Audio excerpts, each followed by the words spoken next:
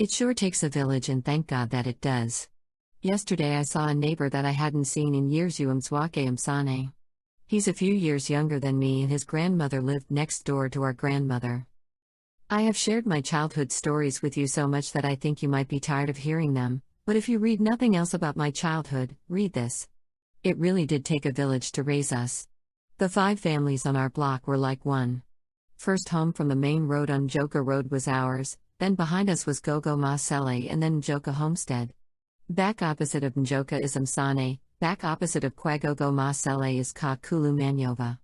So basically we had Kulu Manyova, Kulu Mafanyana, Kulu Malangwa, Gogo Masele and Gogo Mamkwang, Uhila, as our support structure, growing up.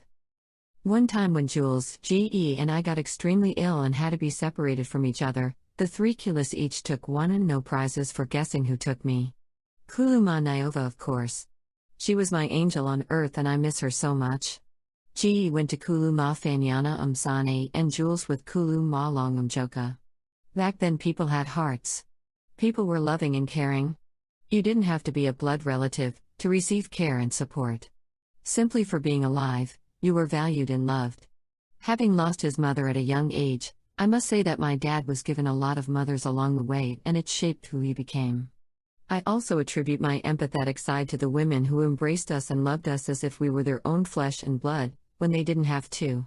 I would be amiss if I don't mention Mem Kane Mom Tanjani, Auntie Konsani and Auntie Fasika. They all formed the village of women it took to raise us. Young independent mothers out there, please don't feel like you have to be superwoman.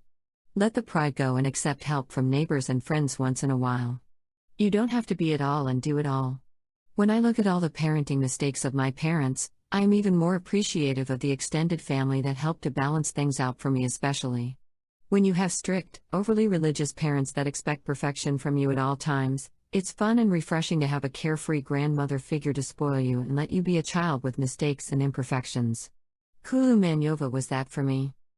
When I look back at my mother's undiagnosed and untreated depression, I am even more thankful for the time I spent with Achilles and Gogos, because had it not been for them I would have grown up only knowing one way of being.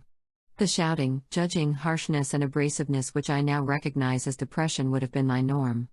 The beatings, which very often stopped by Kulu Manyova, would have been my only frame of reference for raising kids, had I not had a grandmother who didn't believe in beating up children. I wouldn't know that I am lovable, had it not been for these women showing me love for no reason. These women shaped me into the person I believe I am today. I am able to embrace people's children because they showed me how.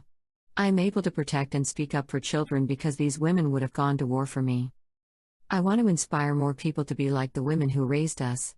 This village of love, care, compassion and selflessness must never become extinct.